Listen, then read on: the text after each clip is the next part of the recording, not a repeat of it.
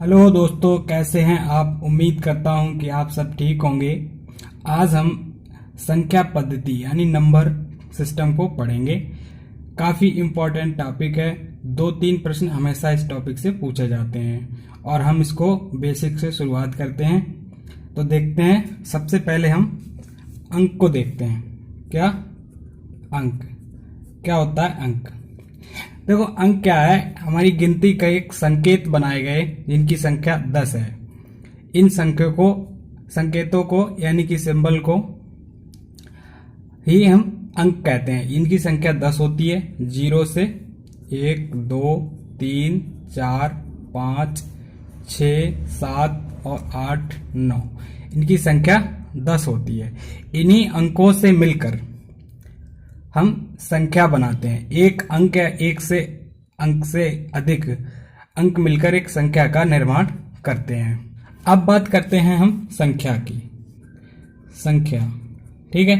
तो संख्या क्या होती है, जैसा अभी बताया हमने, एक अंक या अंकों के समूह को हम संख्या कहते हैं। इसको पढ़ने के लिए हम राइट टू लेफ्ट का प्रयोग करते हैं। जैसे कि अगर कोई संख्या है, कोई भी संख्या ले लो, तो इसको हम पढ़ते हैं इकाई, दहाई, सैकड़ा, हजार, 10,000, लाख, 10 लाख, करोड़, 10 करोड़।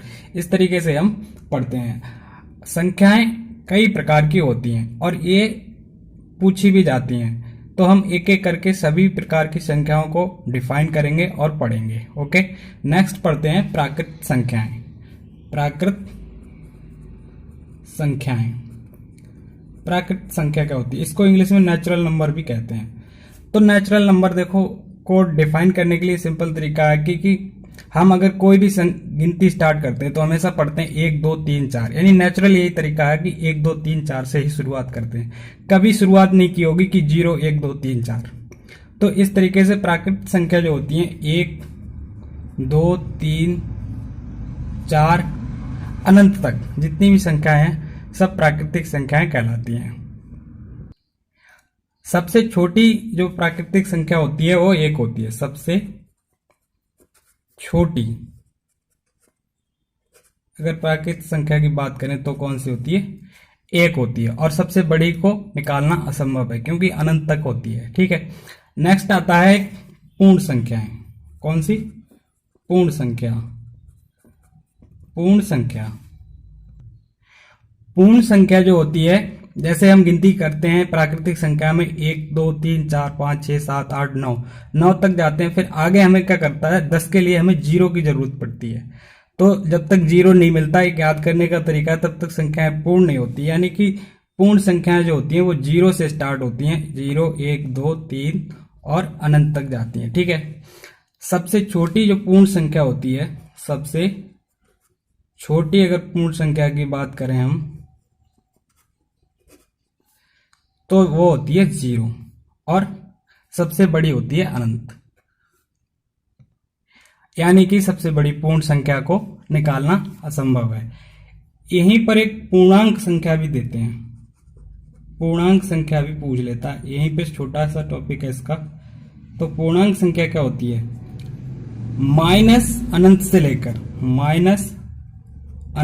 लेकर प्लस अनंत तक जितनी संख्याएं होती हैं सब पूर्णांक संख्याएं कहलाती हैं। इसमें भी पॉजिटिव पूर्णांक और नेगेटिव पूर्णांक, उदासीन पूर्णांक भी होते हैं। उदासीन पूर्णांक 0 कहलाता है। नेक्स्ट आती हैं सम संख्याएं और विषम संख्याएं। अब हम इसको कनेक्ट करके देखते हैं। सम संख्या और विषम संख्या। ठीक है, दोनों को एक साथ देखते हैं। तो जो संख्याएं 2 से पूर्णतः विभाजित हो जाती हैं वो संख्याएं सम संख्याएं कहलाती हैं। 2, 4, 6, 8, 10, 12। और जो 2 से पूर्णतः विभाजित नहीं होती वो कहलाती हैं विषम संख्याएं। जैसे कि 1, 3, 5, 7, 9, 11 इत्यादि। नेक्स्ट है हमारी भाज्य संख्याएं और अभाज्य संख्याएं। भाज्य संख्या और अभाज्य संख्या। ठीक है, अभाज्य संख्या। इन दोनों का कनेक्शन देखो, जो संख्या एक अथवा स्वयं से विभाजित होती है वो संख्या अभाज्य संख्या कहलाती है। इसके जस्ट विपरीत जो होता है, जो संख्या एक और किसी अन्य से भी या अन्य दो या दो से अधिक संख्याओं से विभाजित हो जाती है वो संख्या भाज्य संख्या कहलाती हैं। जैसे अभाज्य संख्याएं अगर बात करें तो 2, 3, ठीक है, 5, 7, 11, 13 इत्यादि होती हैं। अगर बात करें भाज्य संख्या की तो भाज्य संख्या होती है 4, ठीक है, 6, 8, 9, 10, ये सारी क्या संख्याएं हैं, ये भाज्य संख्याएं हैं। ठीक है, सबसे पहली या सबसे छोटी भाज्य संख्या जो होती है वो 4 होती है। ओके, और सबसे छोटी अभाज्य संख्या 2 होती है।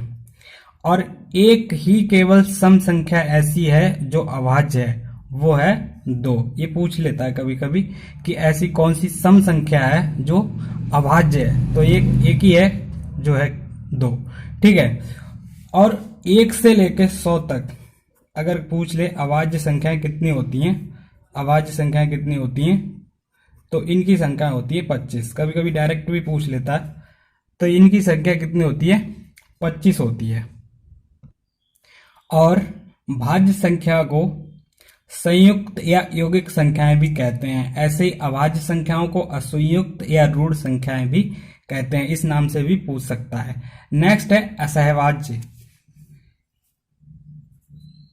असहभाज्य, ये जो संख्याएं होती हैं वे संख्याएं होती हैं जो अभाज्य संख्याएं हैं और जिनके बीच में अंतर कितना हो, 2 का होता है। जैसे कि 3 और 5 के बीच में कितने का अंतर है, 2 का अंतर है। ऐसे ही 5 और 7 के बीच में 2 का अंतर है। 11 और 13 के बीच में 2 का अंतर है। 17 और 19 के बीच में 2 का अंतर है। ये संख्याएं क्या कहलाती हैं, असहभाज्य संख्याएं कहलाती हैं। नेक्स्ट होती हैं परिमेय संख्या और अपरिमेय संख्या। कौन सी, परिमेय संख्या, परिमेय संख्याएं और अपरिमेय संख्याएं। कनेक्ट करके इसलिए पढ़ा रहा हूं ताकि एक के साथ दूसरी भी हमें आसानी से याद हो सके। ठीक है, तो परिमेय संख्याएं वो संख्या होती हैं जिसको हम भिन्न के रूप में लिख सकें, यानी कि P/Q के रूप में लिख सकें, और Q = नॉट 0 हो, वो संख्याएं परिमेय संख्याएं कहलाती हैं। 1/3 क्या है, परिमेय संख्या है। जैसे कि रिपीटेड, इसको अगर हम करें तो क्या करेंगे, 0.3333 आता रहेगा, यानी कि repeated but not terminated, repeat होता रहेगा लेकिन टर्मिनेट नहीं हो रहा है। तो ऐसी संख्याएं क्या कहलाती हैं, 2 कंडीशन हो गई, एक तो Q ≠ 0 और एक होती है रिपीटेड बट नॉट टर्मिनेटेड, यानी कि जो संख्या रिपीट होती रहेगी वो भी परिमेय संख्याएं कहलाती हैं। अपरिमेय संख्याएं क्या होती हैं, रिपीटेड होती हैं और टर्मिनेट नहीं होती हैं। जैसे कि अगर हम एग्जाम्पल की बात करें तो √5 होता है, √7 होता है, √11 भी होता है और √13 भी होता है। और पाई भी अपरिमेय संख्या है, जो कि हम 22/7 मान लेते हैं, वो कि बिल्कुल करेक्ट मान नहीं होता, इसलिए ये भी एक अपरिमेय संख्या होती है। अब बात करते हैं हम स्थानीय मान की, बात करेंगे स्थानीय मान। ठीक है, एक होता है जातीय मान, जातीय मान भी होता है। देखो स्थानीय मान क्या होता है, वो संख्या का स्थान कहाँ पे है, इकाई, दहाई, सैकड़ा, हजार, 10,000, वो किस स्थान पर है, तो वो उसका स्थानीय मान हो गया। जैसे कि अगर कोई संख्या ले लो 3, 4, 5, 6 जो भी है, 8, 9 कुछ कर लो। ठीक है, अगर इसमें पूछ ले कि 5 की वैल्यू क्या है, तो 5 क्या है, इकाई, दहाई, सैकड़ा, हजार, हजार के स्थान पर क्या आ रही है, 5 की वैल्यू है। कितनी, 5000 वैल्यू 5 की होगी। लेकिन जातीय मान में क्या होता है, जो संख्या की वैल्यू होती है वही उसका जातीय मान कहलाती है। जैसे कि अगर इसी एग्जाम्पल की बात करें तो 5 की वैल्यू 5 ही होगी, 2 की वैल्यू 2 होगी, 8 की वैल्यू 8 होगी। बस इतना सा फर्क होता है। जातीय मान को अंकित मान और वास्तविक मान भी बोलते हैं, जबकि स्थानीय मान को आकस्मिक मान के नाम से भी जानते हैं। अब हम बात करेंगे विभाज्यता के नियम की। थोड़ा सा छोटा सा टॉपिक है विभाज्यता के नियम। ठीक है, विभाज्यता के नियम।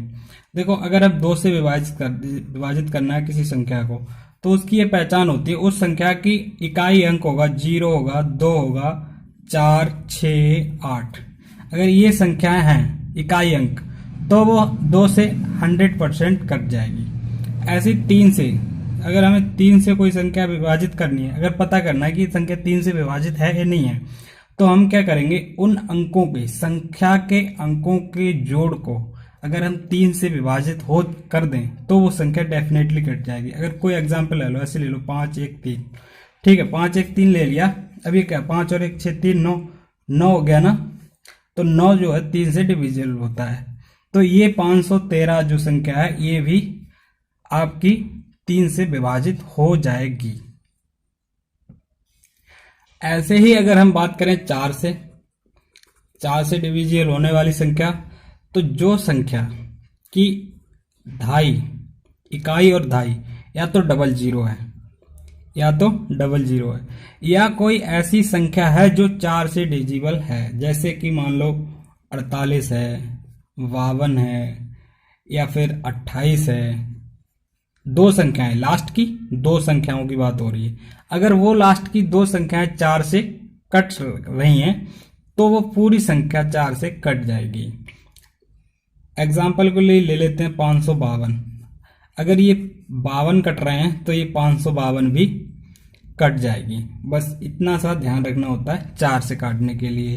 अगर 5 से कोई संख्या हमें काटनी है, 5 से काटनी है, तो इसका एक रूल होता है, इकाई अंक 0 या 5 होगा। इकाई अंक 0 या 5 होगा तो वो संख्या 0 से 100% कट जाएगी। जैसे कि एग्जाम्पल को ले लो तो 500 है, 125 है, 315 है, बहुत सारी हैं। ठीक है, अगर हम बात करते हैं 6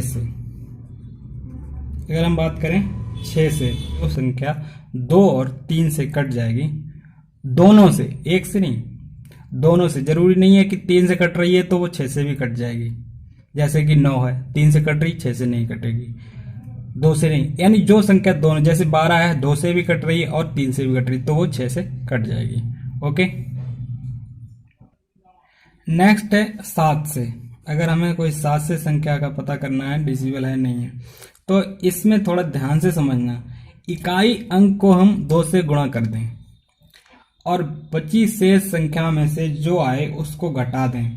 ठीक है, तो डिफरेंस 7 हो तो ये संख्या आराम से कट जाएगी। या फिर वो संख्या 7 से डिविजिबल हो जो डिफरेंस है वो, जैसे कि कोई संख्या लेते हैं 1, 3 और 3 ही ले लेते हैं। अगर हम इस 3 को क्या करेंगे, 2 से गुणा कर देंगे, कितनी हो गई, 6 संख्या हो गई। अब हम क्या करें, 13 में से 6 माइनस कर दें, कितना बचा, 7 बचा। ये थोड़ा डिफिकल्ट है औरों की अपेक्षा, तो ये संख्या 7 से डिविजिबल है। कौन सी, 133। ऐसे अगर कोई दूसरी संख्या है 441 ले लो मान लो। ठीक है, 1 से 5 की करेंगे तो कितना आएगा, 5। 44 में हम क्या कर देंगे, 5 जोड़ देंगे। ठीक है, कितना हो गया, 49। ये संख्या 7 से डिविजिबल है तो ये भी डिविजिबल होगी। ये 2 रूल होते हैं 7 से संख्या को डिवाइड करने के। ठीक है, तो इससे चाहे इतने रूल से चाहे आप वैसे भी पता कर सकते हो। नेक्स्ट है 8 से। 8 से संख्या डिविजिबल होने का अर्थ है इकाई, धाई, सैकड़ा, 3 संख्याएं 8 से अगर विभाजित हैं या 0 0 है, तीनों जगह 3 संख्याएं लेनी है, लास्ट की 3 संख्याएं, इकाई, धाई और सैकड़ा की, तो वो संख्या जो है 8 से डिवाइड होगी। अगर हम बात करें 9 से, तो 9 से जो होती है वो बहुत सिंपल होती है। सेम 3 की तरह रूल होता है, अगर संख्याओं का योग 9 से डिवाइडेड है तो वो संख्या भी 9 से डिवाइड होगी और वो 3 से भी डिवाइड होगी। ठीक है, 10 से तो पता ही है, अगर इकाई अंक 0 है तो वो संख्या 10 से कट जाएगी। ओके, तो अब हम देखते हैं कुछ फार्मूले देखेंगे। जैसे कोई दो संख्याएं दी हो और पूछ ले कि बड़ी संख्या कौन सी है, तो हमें क्या करना है, मान लो हमें क्या करना है, बड़ी संख्या ज्ञात करनी है। हमें बड़ी संख्या ज्ञात करनी है, बहुत काम की चीजें हैं ये, और छोटी छोटी चीजें याद आती हैं, बेसिक हैं। तो हमें क्या करना है, दोनों संख्याओं का जोड़ निकाल लेना है। ठीक है, बड़ी संख्या ज्ञात करनी तो यहाँ प्लस लगाओगे, और दोनों का अंतर, ठीक है, डिवाइड कर दो 2 से। अगर ऐसे ही छोटी संख्या निकालनी है, कनेक्ट करना दूसरे से एक दूसरे को, तो अगर हमें छोटी संख्या ज्ञात करनी है तो क्या करना है, ऊपर सेम रखना है, दोनों का जोड़, दोनों संख्याओं का जोड़ है, का मैंने नहीं लिखा। अगर छोटी निकालनी है तो यहाँ माइनस कर देंगे, और दोनों संख्याओं का अंतर, ठीक है। ओके, और क्या करने हैं, डिवाइड कर देंगे, किससे, 2 से। दे दिया कि 100 प्राकृतिक संख्याओं का प्रथम का योग निकालना है, तो कैसे निकालोगे, एक फार्मूला आता है इसके लिए, n इंटू n प्लस 1/2। इससे हम क्या करेंगे, सभी प्राकृतिक संख्याओं का प्रथम का जोड़ निकल आएगा। ओके, अगर हम वो पूछ ले पूर्ण का, इससे क्या निकालते हैं हम, प्राकृतिक संख्याओं का निकालेंगे। ओके, अगर वो पूर्ण संख्याओं का पूछ ले, पूर्ण संख्याओं का अगर वो पूछ रहा है तो हम क्या करेंगे, n और n माइनस 1/2 कर देंगे। ओके, ऐसे अगर वो सम संख्याओं का पूछ ले, कौन सी का, सम संख्याओं का पूछ ले, अगर वो सम संख्याओं का पूछ रहा है तो हम क्या करेंगे, n और n प्लस 1। ठीक है, अगर वो विषम संख्याओं का पूछ ले तो विषम संख्याओं का पूछ ले, लेकिन ये बात रखना, ये सब फर्स्ट संख्याओं की बात हो रही है। ठीक है, सारी फर्स्ट की बात हो रही है, तो हम n स्क्वायर कर देंगे डायरेक्ट। ठीक है, इसके अलावा कुछ फार्मूले और होते हैं, उनके बारे में हम क्विकली पढ़ लेते हैं, उसके बाद हम क्वेश्चंस को करेंगे। कॉमन फार्मूले हैं, देखो एक तो सिंपल होता है a प्लस बी का होल स्क्वायर, ये बहुत काम आता है नंबर सिस्टम में। ठीक है, तो a square plus B square plus 2ab, ये सिंपल होता है, हम लोग 6 क्लास से पढ़ते आते हैं। a माइनस बी का भी होता है इस प्रकार, a माइनस बी का जो होता है तो यहाँ पर प्लस रहता है सेम, और यहाँ पर माइनस हो जाता है, बस इतना सा डिफरेंस है, कोई डिफरेंस नहीं है।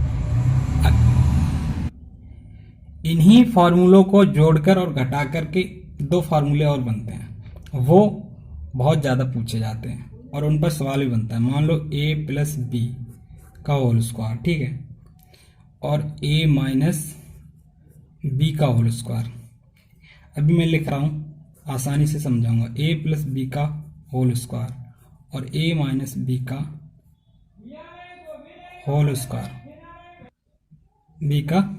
होल स्क्वायर, अब ये क्या करें, यहाँ पर अगर मैं प्लस लगा दूं तो क्या होगा, यहाँ पर 2a square plus B square बचता है, इसको अगर सॉल्व करोगे तो निकल कर आएगा।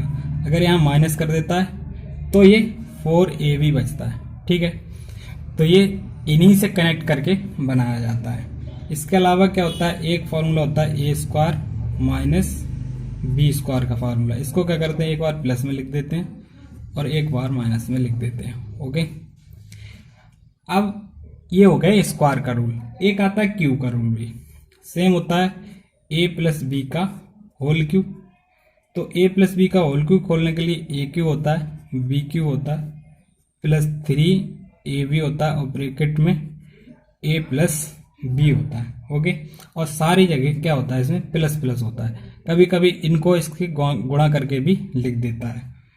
अगर बात करें हम a माइनस बी की बात करें तो इसमें क्या होता है, a क्यू होता है माइनस बी क्यू होता है माइनस 3ab होता है, और माइनस में a माइनस बी होता है ब्रैकेट में। ओके, एक फॉर्मूला इसके और बनते हैं, ये होता है ए क्यू प्लस बी क्यू बराबर, ठीक है। तो इसमें क्या करते हैं, ए प्लस बी और ए स्क्वायर माइनस ए बी और प्लस बी स्क्वायर, और सेम एक और होता है माइनस का इसी में, माइनस बी क्यू। तो बराबर ये क्या होता है, ए माइनस बी और ब्रैकेट में ए स्क्वायर प्लस ए बी, ठीक है, और प्लस बी स्क्वायर। तो ये फार्मूले ज़्यादा इम्पोर्टेंट है, ये जो दो फार्मूले हैं ये ज़्यादा इम्पोर्टेंट है और बहुत ज़्यादा क्वेश्चन आते हैं इन दो फार्मूलों पर। बाकी तो बेसिक है, ठीक है। तो इनको हमें अच्छे से पढ़ना है। देखो कुछ नहीं करना है, यहाँ अगर प्लस है तो सिर्फ एक जगह माइनस आ रहा है यहाँ पर, और यहाँ पर अगर माइनस है तो माइनस ये भी आएगा और ये पूरा जो है वो प्लस में रहेगा। ओके, तो आई होप आपको समझ में आया होगा। आगे हम क्वेश्चंस करेंगे। उम्मीद करता हूँ कि यह वीडियो आपको पसंद आया होगा। अगर वीडियो पसंद आया तो वीडियो को लाइक करें, हमारे चैनल को सब्सक्राइब करें और वीडियो को ज़्यादा से ज़्यादा शेयर करें, अपने दोस्तों के साथ शेयर करें, अपने सोशल मीडिया पे भी शेयर कर सकते हैं। अब मिलते हैं किसी नेक्स्ट वीडियो में। थैंक